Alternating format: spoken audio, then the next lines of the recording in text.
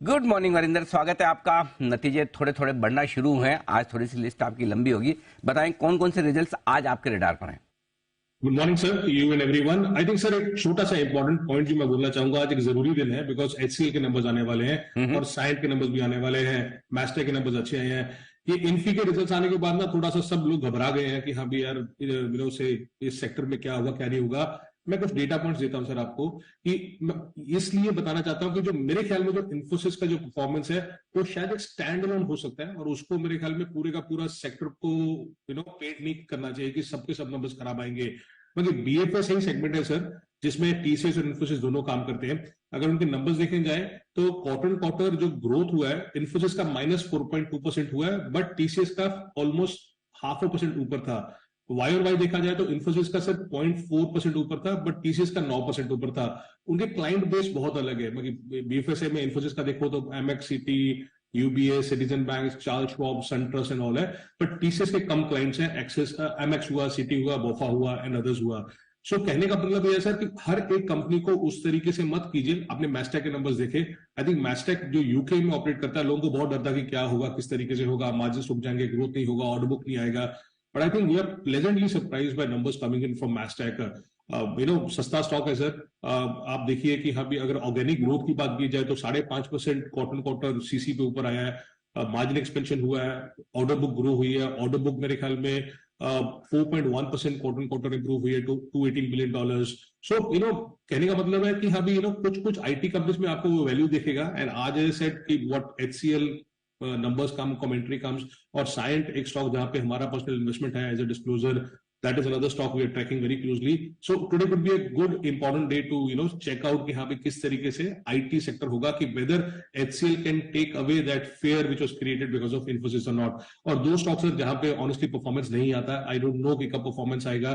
Tata communication, I know a loved stock by a lot of people, but I have been tracking this from the last 2 years, but numbers कहीं से नहीं आ रहे हैं। कभी कुछ हो जाता है, कभी कुछ हो जाता है, क्योंकि उनका जो डेटा अगर आप उनका data segment, data revenue segment देखेंगे तो वो अच्छा कर रहा है। तीसरा कंसेक्यूटिव क्वार्टर है जहां पे डबल डिजिट ग्रोथ है, तो वो बहुत अच्छी बात है। बट इस बार क्या हुआ कि इस बार आपने देखा कि एबिटा मार्जिन डिक्लाइन हो गए बिकॉज हायर एम्प्लॉय एक्सपेंसेस आ गए, तो कहीं ना कहीं कुछ आ जाता है। सो एक बिजनेस वर्टिकल अगर स्टेबल हो जाता है तो दो तीन जो वर्टिकल्स है वो अच्छा नहीं कर रहे हैं।